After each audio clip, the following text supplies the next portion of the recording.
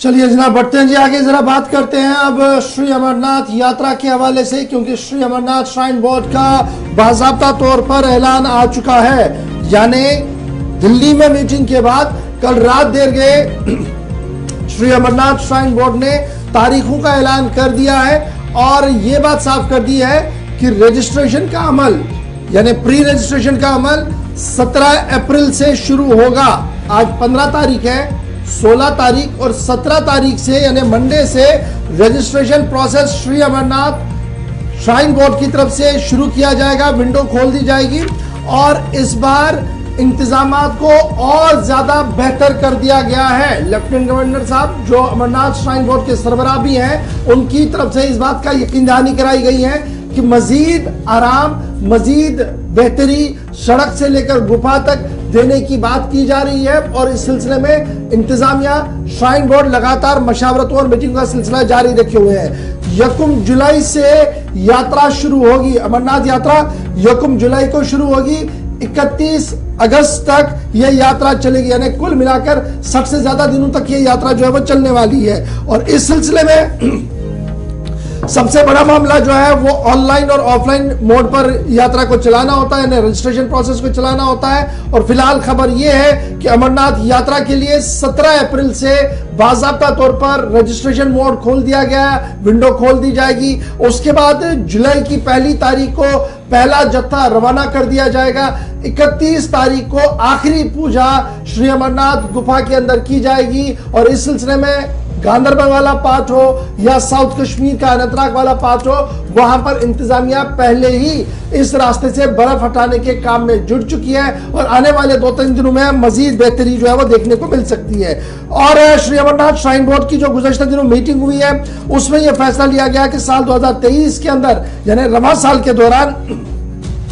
जो यात्रा चलेगी उसमें जो कैंप्स बनेंगे वो कहां पर बनेंगे और कैंप्स का क्या हाल होगा उस पर बात हुई है। लंगर खाने कहां पर रखेंगे, इंश्योरेंस कवर किस तरीके का होगा और दीगर चीजें जो है वो हर एक चीज को देखा गया है, ताकि जो लाखों की तादाद में जहां पर बाबा बर्फानी के दर्शन करने के लिए लोग कश्मीर आते हैं, उनको लखनपुर से लेकर गुफा तक कोई परेशानी ना हो, रास्ते भी क्लियर मिले और दर्शन करके वो वापस भी जाएं। उस सिलसिले में बाज़ाब्ता तौर पर मैकेनिज्म को बना दिया गया है। सिक्योरिटी डिप्लॉयमेंट 1 जुलाई से पहले दोनों तरफ से कराई जाएगी और इस सिलसिले में एडिशनल डिप्लॉयमेंट का आना भी जम्मू कश्मीर शुरू हो गया है। कुछ डिप्लॉयमेंट पहले ही आ गई और मजीद डिप्लॉयमेंट अमरनाथ यात्रा के हवाले से आने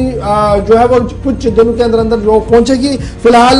यात्रा के लिए आपने रजिस्ट्रेशन अगर करनी है तो पहला दिन होगा जी 17 अप्रैल को, जिस दिन Amarnath shrine board Shri Amarnath shrine board की विंडो खुलेगी। ऑफलाइन ऑनलाइन आप ये रजिस्ट्रेशन करवा सकते हैं। ऑनलाइन आप सीधे वेबसाइट पर आएंगे, ऑफलाइन ऑलरेडी जो डेजिग्नेटेड बैंक ब्रांच है, जम्मू कश्मीर बैंक, HDFC और SBI, PNB, वो जो डेजिग्नेटेड ब्रांच पूरे मुल्क के अंदर है, वहां पर जाकर आप इस यात्रा के हवाले से अपनी रजिस्ट्रेशन करवा सकते हैं जी। इसमें एक चीज और भी ऐड करते चलें, सरकार के मुताबिक एक ही दिन यात्रा, जो बालतल वाला भी है और दूसरा अनंतनाग वाला रास्ता है, दोनों जगह से एक ही दिन यात्रा शुरू होगी। और सबसे इंपॉर्टेंट चीज कि इस बार भी पिछले साल हमने देखा था, जो कोविड के दौरान एक नया सिलसिला शुरू हुआ था, जब यात्रा रोकनी पड़ी थी, तो उस वक्त एक फैसला लिया गया था। उस फैसले के मुताबिक जो आरती दिखाने का या कराने का या जो पूजा का अमल सारा है वो लाइव टेलीकास्ट किया जाएगा। उसके लिए श्राइन बोर्ड को कल जरूरी जिम्मेदारियां लेफ्टिनेंट गवर्नर की तरफ से दी गई हैं। और तीसरी इंपॉर्टेंट चीज है कि इस बार कहा गया कि जो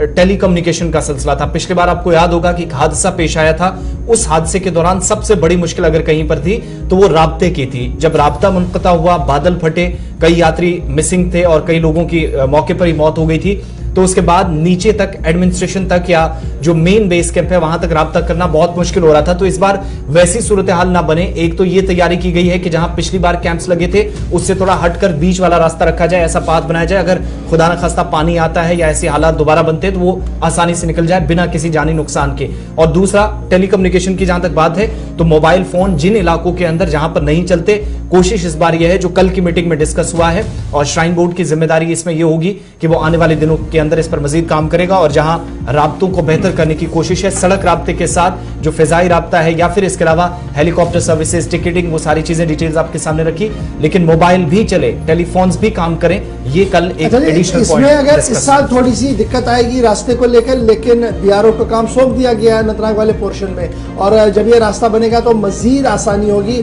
और ये जो ऊपर खाबड़ वाला मामला है, पहाड़ी से होते हुए मामला है, बहुत डर लगता है लोगों को, वो कहीं ना कहीं आसान तरीके से वकूफ पजीर हो सकता है, वो आसान तरीके से निकल सकते हैं। साल 2023 अमरनाथ यात्रा के लिए विंडो खोल दी गई है। रजिस्ट्रेशन का प्रोसेस परसों से शुरू होगा और डेट से अनाउंस कर दी गई है लेफ्टिनेंट गवर्नर मनोज सिन्हा साहब की तरफ से, क्योंकि वही चेयरमैन है इस वक्त श्री अमरनाथ श्राइन बोर्ड।